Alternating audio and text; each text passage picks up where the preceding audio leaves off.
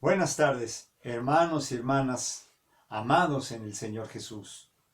Esta tarde vamos a dar muchas gracias por la palabra que estamos recibiendo, por la que vamos a recibir en este momento que el Padre nos da, que viene de su corazón. Y también teniendo presente, traigamos a nuestro corazón a los hermanos que sabemos que están en alguna necesidad, sea del tipo que sea. Nos hemos enterado de distintos casos de algunos hermanos que tienen alguna necesidad de salud y vamos a tenerlo presente. Trae a tu corazón estas oraciones que estamos continuamente presentando delante de Dios, no porque Dios no lo sepa, porque el Padre sabe de qué tenemos necesidad antes que le pidamos, pero sino como quien confiadamente, con atención, mira el rostro del Padre, diciéndole: confío en ti, papito amado, y confiamos y esperamos en ti. Vamos a orar. Padre, queremos darte muchas gracias esta tarde por tu amor, por tu palabra, porque unges nuestro corazón, porque nos has abrazado, porque nos tienes en lo más íntimo de tu ser, en lo más profundo de tu amor, allí dentro de ti. Nos has sumergido y en esta intimidad siempre nos tienes, Padre. Gracias por todo esto. Gracias por lo que recibimos ahora. Ten presente las necesidades de nuestros hermanos. Tráeles mucha confianza y trae la fuerza de tu espíritu y tu paz. En el nombre de Cristo Jesús te lo pedimos. Amén. Pues esta tarde quisiera comenzar con dos textos muy bonitos y muy importantes en la Escritura. El primero de ellos está en Juan capítulo 3. Este texto es muy conocido y es el texto de Juan 3. Vamos a leer los versículos 16 y 17. Porque tanto amó Dios al mundo, que dio a su Hijo unigénito, para que todo el que crea en Él no se pierda, sino que tenga la vida eterna. Porque no envió Dios a su Hijo al mundo para juzgar al mundo, sino para que el mundo se salve por Él. Y el otro texto está en Efesios capítulo 1, un texto muy importante, una enseñanza preciosa, densa, de los párrafos más densos que tienen tanta enseñanza. Está llena de vida, de revelación, de palabra este texto. El apóstol está en una especie de éxtasis, digamos, arrobado por el Espíritu Santo, por lo maravilloso que el Padre le ha mostrado de su proyecto de amor en Cristo. Y dice el verso 3: bendito sea el Dios y Padre de nuestro Señor Jesucristo, que nos bendijo con toda bendición espiritual.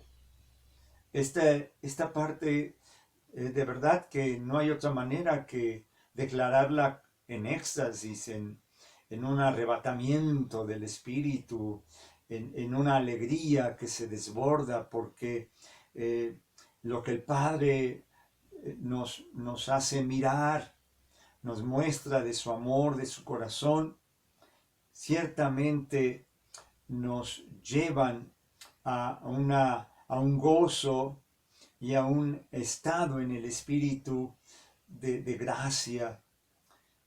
Bendito sea el Dios y Padre de nuestro Señor Jesucristo, que nos bendijo con toda bendición espiritual en los lugares celestiales en Cristo, según nos eligió en Él, en Cristo, antes que el mundo fuese,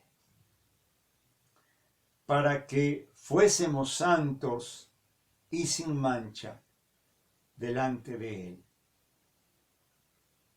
Hasta ahí vamos a leer. Dice aquí que antes que todo fuera, antes de crear de cualquier cosa, antes de la creación, el Padre ya nos había elegido en Cristo, el Padre ya nos había soñado.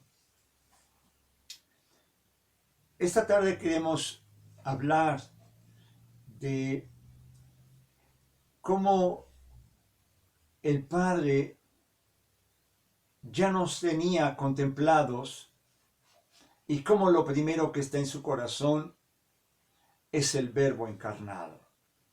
Vamos a tratar de explicar esto que es muy, muy importante, y para no perder el hilo y no desviarnos, porque quisiera hacer una enseñanza muy concreta y al mismo tiempo muy iluminativa, si el Espíritu Santo nos asiste, para que veamos y quedemos deslumbrados.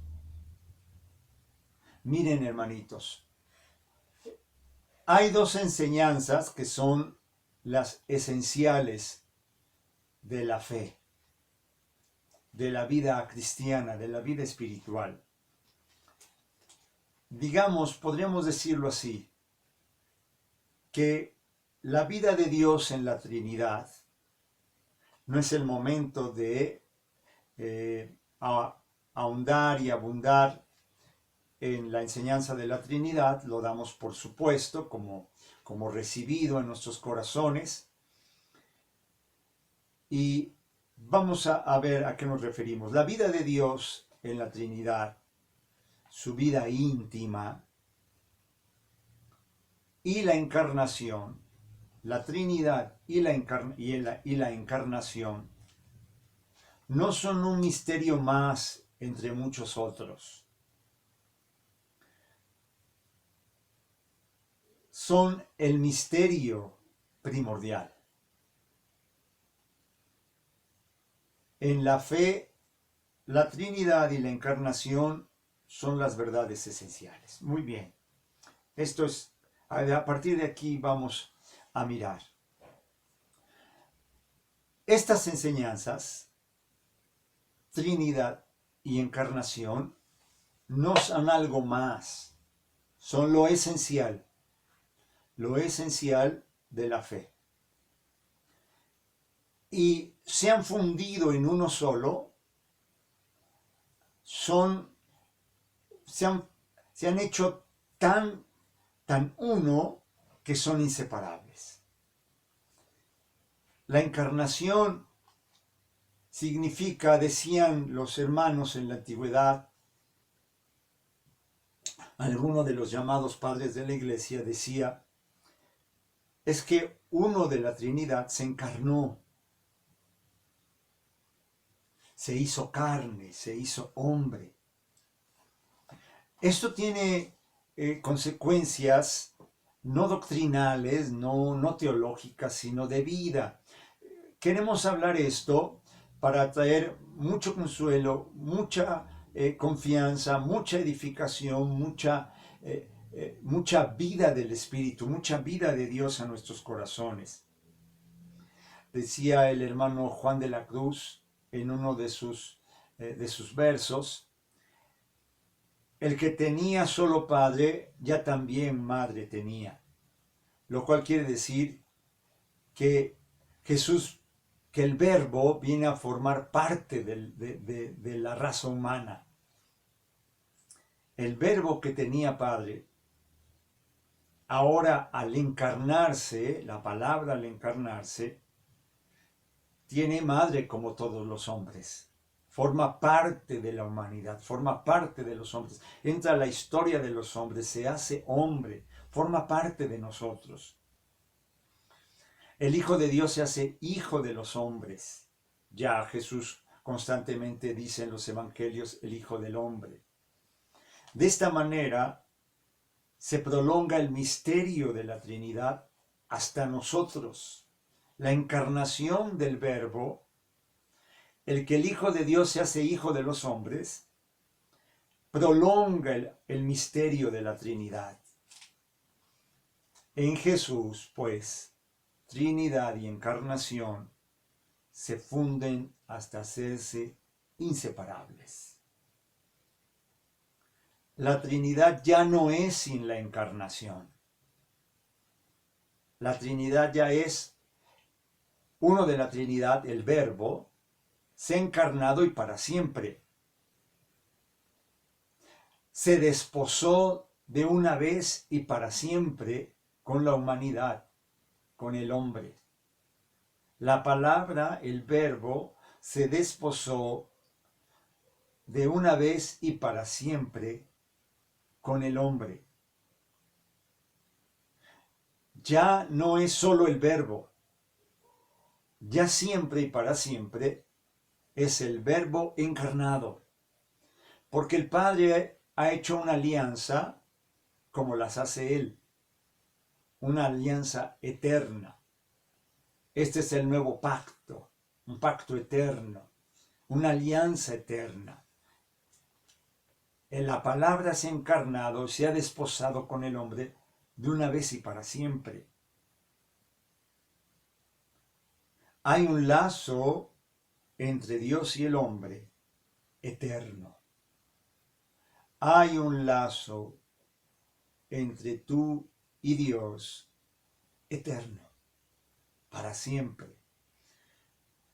Y un lazo no superficial, sino en lo más íntimo, en lo que nos constituye, en el ser más íntimo, en lo más esencial de nuestro ser y del ser de Dios.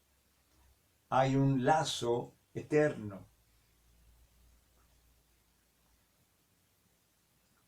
Une la vida de Dios con los hechos de la historia del hombre. La encarnación une la vida de Dios, la hace entrar a la historia del hombre.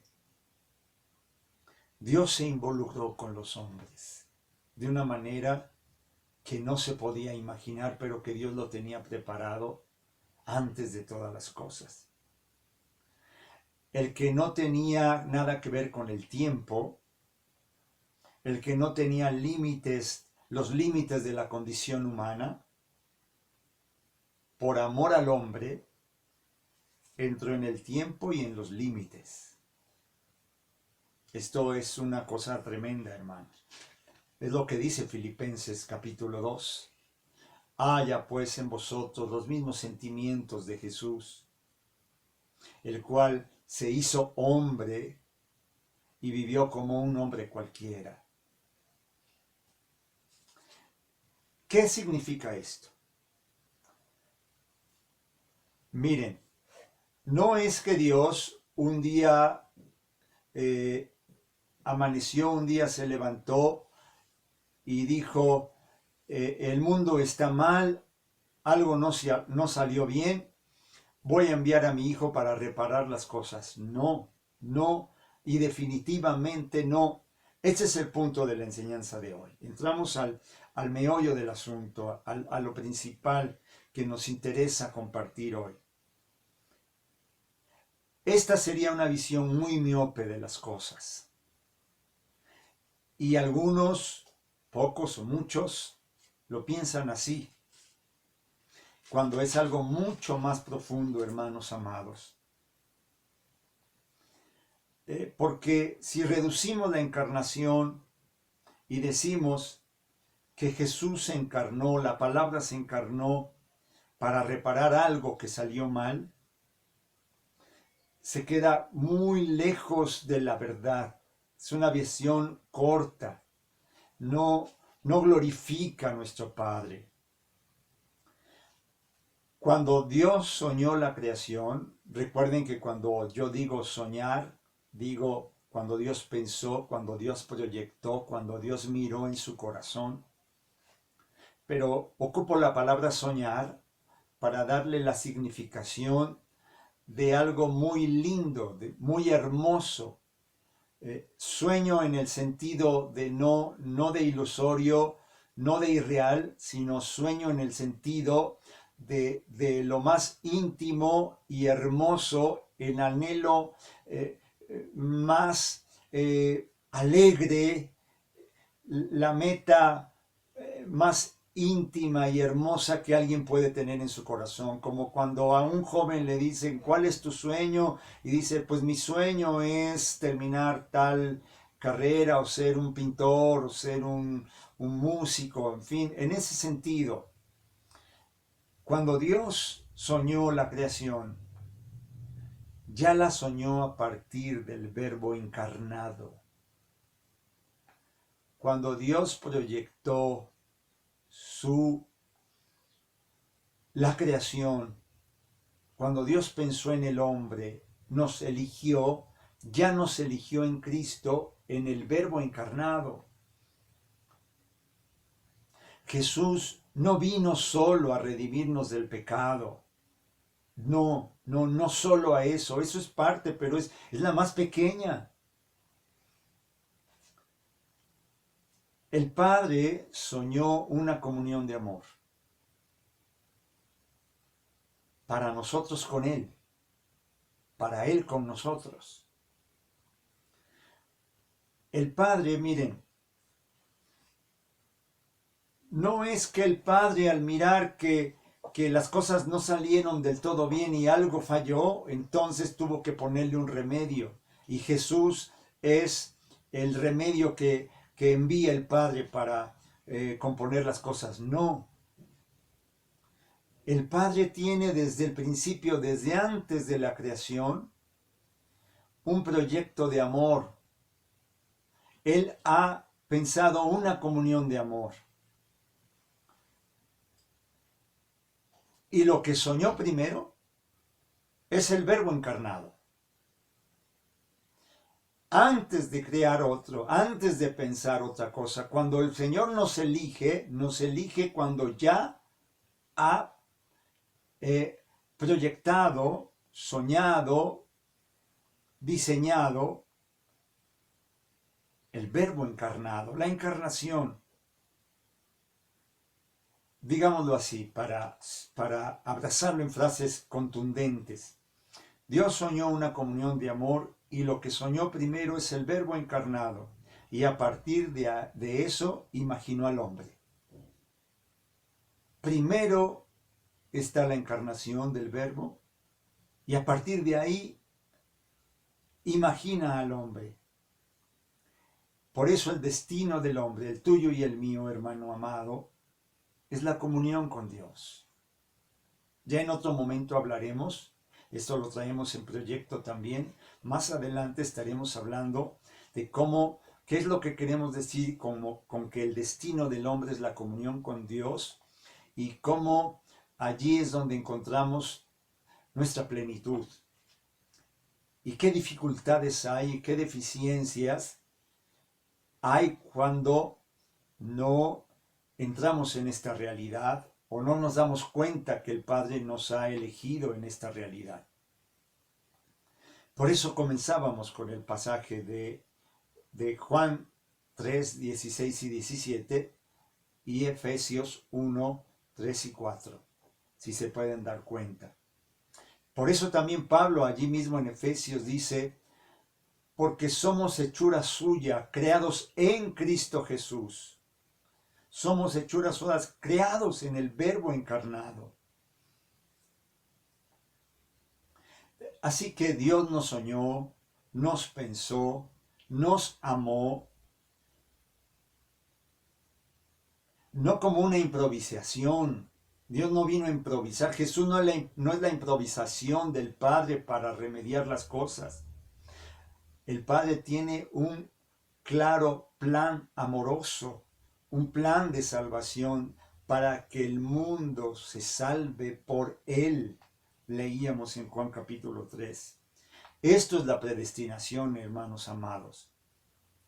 Antes de la creación, el Padre tiene ya un proyecto de salvación. Eso es a lo que se le llama predestinación. Antes de crear el mundo, el Padre ya tiene un proyecto de amor, de salvación. Y Jesús, el Verbo encarnado, forma parte esencial de ese proyecto de amor. Más que esto, Jesús es la piedra angular de este proyecto de amor. Toda la creación fue hecha en Cristo, por Él y en Él y con Él y para Él. Como dirá también el Nuevo Testamento, Pablo, en otra de sus cartas en Colosenses. Entonces, veamos, hermanos, cómo esto puede ser que, y este es mi deseo, cambie, revolucione nuestra visión de las cosas. Como el Padre nos ha elegido en Cristo, nos ha diseñado en Cristo, nos ha proyectado antes de imaginar al hombre. El Padre ya había soñado con la encarnación, había proyectado esto. Todo lo demás viene desde ahí, es la piedra angular, es de donde se puede construir todo lo demás. Jesús es la parte esencial de este proyecto de amor que se realiza en nosotros. Y miren, regresamos a la primera parte. Trinidad e encarnación. Se prolongó por la encarnación la intimidad de Dios, la vida trinitaria de Dios, la Trinidad, se prolonga hasta nosotros, nos abraza y nos incluye, porque uno de la Trinidad se encarnó. Y esto es maravilloso. Ahora pasemos a algo muy vivencial. ¿Qué es conocer a Jesús? Conocen a Jesús los que se animan a vivir su misterio. Conocen a Jesús los que se animan a vivir a Jesús, compartiendo como modo de vida su misterio. ¿Qué quiere decir esto? Los que abrazan el Evangelio, los que comparten su vida, los que se identifican con su muerte y resurrección. Juan el Bautista dice, cuando habla de Jesús en la introducción del Evangelio de Juan, para presentar a Jesús, Juan el Bautista dice, entre ustedes hay uno que no conocen. Es una frase muy fuerte. Lo está diciendo en medio del pueblo de Israel, el pueblo destinado, el pueblo elegido, que se supone que es el pueblo que conoce a Dios, pues les dice, entre ustedes hay uno que no conocen. Pero obviamente no solamente esta palabra es para los israelitas de ese momento, sino para todos nosotros. Porque conocer, recuerden, no es una enseñanza teológica, doctrinal. Se puede hablar todo el día de Jesús y no conocer a Jesús. Porque recordemos que la palabra conocer es muy fuerte en la Biblia. Cuando dice que Abraham conoció a Sara, es que tuvo una intimidad de esposos con ella para concebir al hijo de la promesa. Conocer entonces es una relación íntima, profunda, de unión de vida, de unión total. unión de amor. Eso es conocer. Estas palabras que hemos compartido esta tarde son con el propósito de conocer a Jesús. Porque es un fundamento muy importante, hermanos, darnos cuenta de cómo el Padre nos soñó en Cristo y cómo está realizando este proyecto de amor contigo y conmigo. No es que salimos mal hechos, es que está llevando a cabo su proyecto de amor en Cristo. Él nos proyectó en Cristo y lo está realizando. Y su Espíritu Santo y la palabra y la iglesia y todo lo que sucede tienen como fin realizar esta hermosa meta, llevar a cabo en toda su plenitud y gloria esta comunión de amor con el Padre. Esto es lo que podemos descubrir y lo descubrimos en Jesús. Recuerden, en Jesús se nos revela simultáneamente quién es Dios y quiénes somos nosotros. Y en Jesús se nos revela este plan de amor, este proyecto de comunión de amor. Y cómo el Verbo encarnado está en el origen de todo.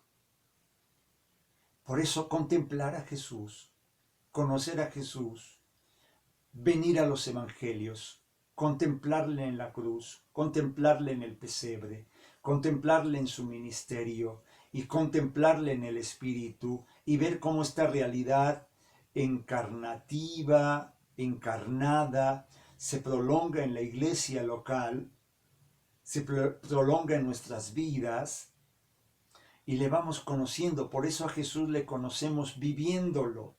No es doctrina, no es teología, no es una clase en el pizarrón, no es un discurso que vamos entendiendo después que el profesor lo expone y hacemos nuestra tarea y lo estudiamos. No, solamente cuando se ama se puede vivirlo, porque conocer es una relación íntima de amor, una unión de amor. Conocemos a Jesús cuando lo vivimos, cuando viviendo circunstancias de muchos tipos, las vivimos en el modo suyo. Cuando abrazamos el Evangelio y abrazamos el modo de vivir suyo, los aparentes fracasos, las aparentes dificultades, o aparentes en un sentido las verdaderas dificultades, pero que aparentemente encierran una desgracia, cuando están guiándonos, el Padre de la mano nos está guiando para descubrir viviendo desde la fe, viviendo a Jesús, abrazando su modo de vivir, lo vamos conociendo. A Jesús lo conocemos viviéndolo en el Espíritu Santo. Esta palabra entonces sirva hoy, hermanitos, como un fundamento al que vamos a darle otras vueltecitas, a extenderlo y sobre todo buscar la manera de que esto sea vivencial y veamos cómo hay tanta salvación y tanta luz en esta realidad, en esta verdad. Padre, queremos darte gracias por tu palabra. Gracias por tu corazón, gracias por tu amor. Y Padre, te pedimos esta tarde que tu palabra y que la unción de tu Espíritu Santo en nuestros corazones, en nuestras vidas, abran nuestros ojos y nos ayuden a vivir y conocer a Jesús, donde podemos contemplar esta comunión de amor y disfrutarla cada día más. Gracias, Padre, en el nombre de Cristo Jesús. Amén.